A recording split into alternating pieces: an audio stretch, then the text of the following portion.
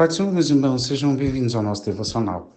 Hoje é dia 6 de março, quinta-feira, estamos lendo aqui 1 Coríntios 13, verso 7. Tudo sofre, tudo crê, tudo espera, tudo suporta. Você já lembrou, né? É o texto lindo, né? O texto clássico do apóstolo Paulo, quando ele fala a respeito do amor. Então, nesse capítulo, ele dá características desse amor. Entre estas palavras, tem outras, anteriores, posteriores, que você pode, se você tiver esse tempo, reler no dia de hoje e perceber a beleza, mas também a profundidade do amor e de como esse amor, em suas características, está para os relacionamentos. E tendo qualquer outra capacitação, qualidade, falar outros idiomas e fazer até mesmo doações de si mesmo, de sua materialidade, né, das coisas que se tem, se doar, dar aos pobres, tal. O apóstolo Paulo deixou claro que se não tiver o amor, de nada tem proveito. Não tem proveito nenhum as ciências que se tem, o conhecimento que se tem, as coisas que se doa, as coisas que se faz, fica algo indefinido, como um metal que soa, enfim. Ele diz que não tem valor, né? E quando eu leio esse verso, e a gente precisa retomar esse capítulo sempre, repito, porque ele está para as nossas relações. E quando alguns leem, fica só pensando, alguns, né, amados? Alguns, pensando que se trata aqui do amor no sentido igrejeiro, né? Das relações na igreja, ou alguém estica um pouco mais e abarca a questão da família, mas tem as relações do mundo, né? Todas as relações.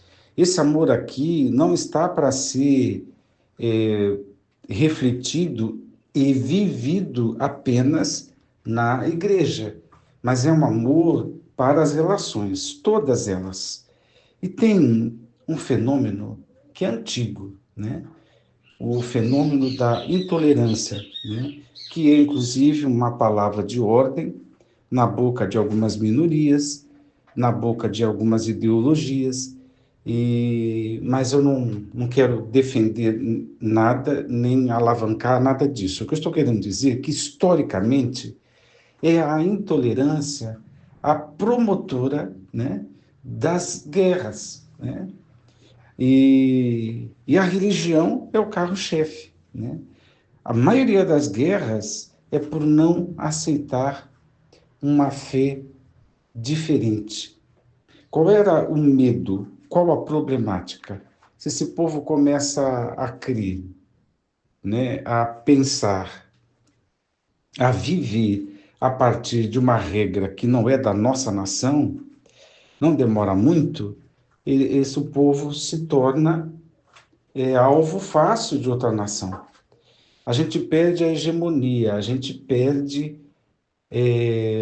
pode perder tudo, as fronteiras, inclusive, a gente perde o comando, a gente perde as intervenções. A gente não tem, ou a gente perde, inclusive, a ferramenta, assim poderiam dizer os monarcas, os imperadores do passado. A gente perde, inclusive, o próprio mecanismo de controle que a religião pode oferecer, né? De amarrar todo mundo nas mesmas festas, o controle das pragas e maldições que uma religião pode conter, né? Então, se você não andar por aqui, aquelas pragas, aquelas maldições podem te alcançar. Então, perde o domínio de alguma forma. E aí, muitas guerras. Aliás, se perdeu mais vidas em guerra, não por territorialidade, né? Por geografia, mas por causa da religião, muito mais por causa da religião. Os estudiosos dizem que se houver, ou quando houver, uma terceira guerra mundial, vai ser, eles apontam duas coisas: a questão da água, né? Mas a questão da religião. Até hoje, a, por exemplo, a América Latina se ressente de ter sido influenciada pela Europa e a acusação é a religião, né? Então, quando eles falam de decolonização, né? Porque todas as nações da América Latina foram colonizadas. E quando foram colonizadas, foram catequizadas, né? Pelo catolicismo romano ou evangelizadas, como se diz, pelos crentes. E aí, muitos eruditos acadêmicos de hoje dizem: a gente foi colonizado, a gente precisa se livrar dessa colonização. Então, essa gente branca, essa gente, esse negócio de cristianismo, essas coisas, tal, não sei o que, isso não é nosso, né? Isso não é nosso, isso veio de fora. Isso aqui impuseram, né? Inclusive até as imagens do Padre Anchieta, né? No Brasil, e aquelas figuras, e quando retratam o índio lá todo se curvando, se abaixando na frente do padre, então as pessoas pegam aquela imagem para falar do fenômeno, tá vendo? Eles vieram de fora e colonizaram e impuseram uma fé que não era a fé do indígena, né? E por aí vai, as brigas são enormes. Outro fenômeno que acontece nos dias de hoje são as provocações e as violências. Então, veja só, tem uma ala radical de crentes que eu vou fazer aqui um julgamento. Não os chamaria de crentes, porque um verdadeiro crente, um verdadeiro católico não faria isso, que é aquela atividade de querer tacar pedra em centro espírita, de querer tacar fogo, pasmem, em terreiro de espírita, né? Do candomblé e tudo mais. Loucura, né? Jesus nunca mandou fazer nada disso, não é o Espírito Santo que inspira isso. Esse negócio de destruição, de ódio, tal, isso não é coisa de quem vive com Jesus, não é coisa de Deus, não é, né? Então, é um fenômeno.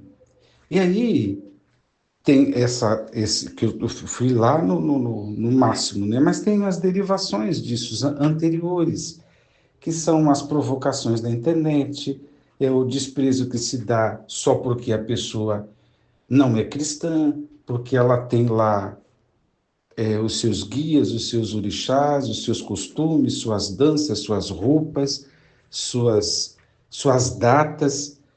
E aí, Osmar? Então, o amor que tudo suporta, suporta sofrimentos, suporta adversidade, suporta dores, deve suportar também a realidade de que o outro é diferente.